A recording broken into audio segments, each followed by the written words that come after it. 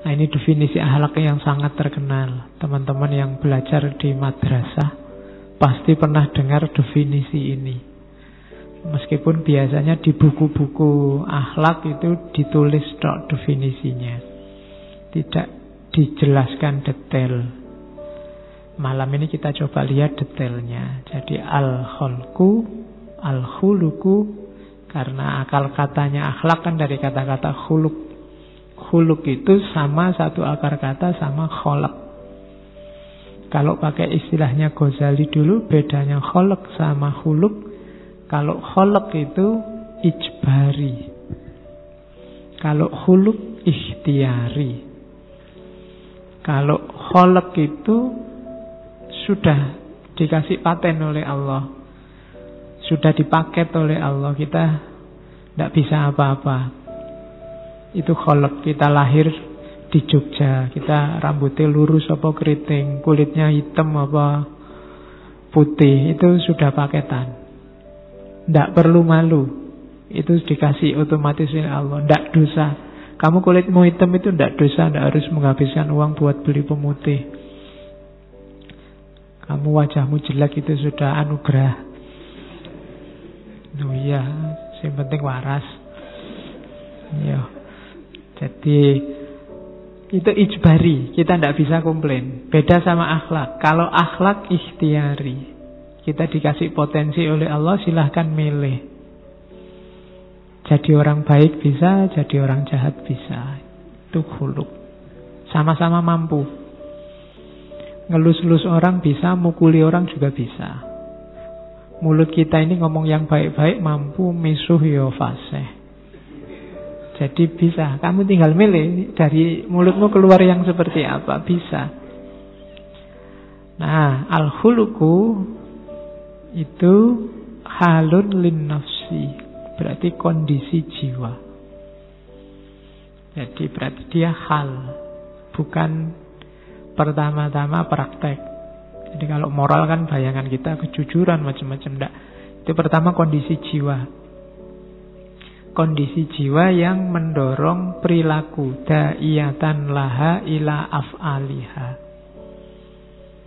Mendorong perilaku yang min ghairi fikrin wala ruwiyatin, tanpa difikirkan dan tanpa dipertimbangkan dulu.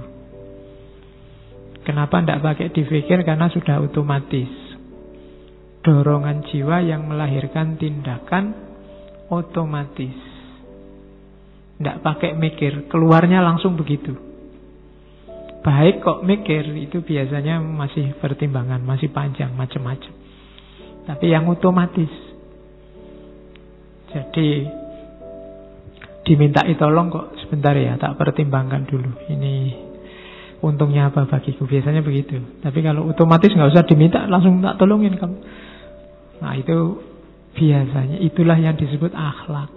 Jadi akhlak baik itu ada dalam jiwa, tidak dalam perilaku, meskipun manifestasinya perilaku. Min ghairi fikrin wala ruwiyatin, berarti tidak difikir, tidak dipertimbangkan.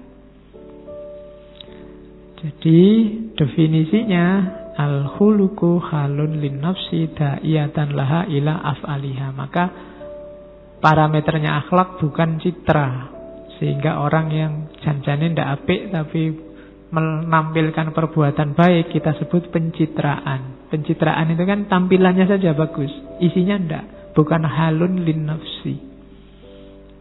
Jadi akhlak beneran itu halun lin nafsi, kondisi jiwa.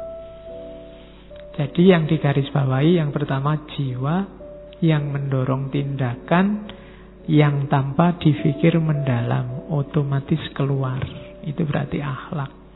Orang yang jiwanya jujur, otomatis saja akan keluar kejujuran itu, tanpa harus dirancang-rancang, direncanakan. Terus tujuannya akhlak.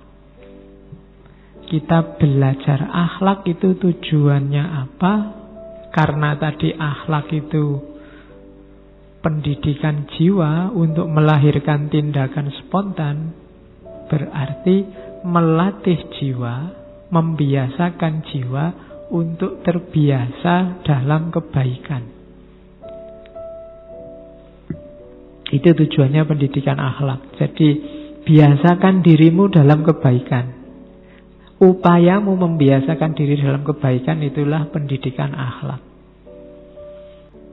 Jadi mendidik akhlak, bukan diceramai. Kenapa kok pendidikan akhlak itu di sekolah ada, pendidikan moral ada. Di sekolah-sekolah, di pondok-pondok pesantren, di lembaga-lembaga biasanya ada pendalaman moral lah, pelatihan SQ dan macam-macam. Tapi kok rasanya masih banyak orang yang tidak mengutamakan moral. Karena cuma diceramahi, cuma dikasih tahu, tidak dibiasakan. Pendidikan moral yang bagus itu pembiasaan. Pembiasaan apa? Kalau di situ pembiasaan dalam kebaikan. Orang yang terbiasa dalam kebaikan nanti sampai pada terminal namanya kebahagiaan. Kebahagiaan itu terjadi kalau kebaikan kita utuh, baik dari aspek lahir maupun baik dari aspek batin. Nah, rumusnya itu. Jadi didiklah dirimu untuk melakukan perbuatan baik terus. Dalam rangka apa? Membentuk jiwa. Kalau kamu bisa melakukan perbuatan baik, baik kebaikan yang sifatnya kalau di situ mahsusat maupun makulat, kebaikan rasional maupun kebaikan empiris, kamu akan sampai pada terminal namanya kebahagiaan. Jadi bahagia itu terminal akhirnya. Kalau kamu hidupmu tidak bahagia, mungkin kebaikanmu kurang. Pikiranmu terlalu banyak cabang, terlalu banyak pamrih-pamrih. Jadi lakukan saja al-khair. Khair itu syai' an-nafi, sesuatu yang bermanfaat. Jadi akhlak itu kondisi jiwa, berarti pendidikan akhlak itu membentuk jiwa dengan cara gimana? Membiasakan. Membiasakan apa? Membiasakan kebaikan. Kalau sudah kita terbiasa melakukan kebaikan, dia akan keluar dengan sendirinya. Disitulah lahir namanya sa'adah, kebahagiaan. Sa'adah, bahasa Arab ya, bukan bahasa Jawa nanti. Sa'adah, rongadah, telungadah. Dulu sa'wadah itu namanya, bukan sa'adah. Jadi itu tujuannya. Jadi rumusnya simple tadi ya. Ini kalau diomongkan gampang, cuma dijalani abot. Membiasakan dalam kebaikan sampai jiwa kita terlatih sehingga kebaikan keluar secara spontan dari diri kita, dan pada akhirnya kita sendiri yang akan melahirkan kebahagiaan. Jangan dikira kalau kita melakukan kebaikan itu efeknya untuk orang lain. Tidak, untuk diri kita sendiri. Jadi kalau kita melakukan hal yang baik, biasanya baik itu hubungannya sama orang lain, tapi sebenarnya manfaat paling besar untuk diri kita sendiri. Entah jenis dan level kebaikannya.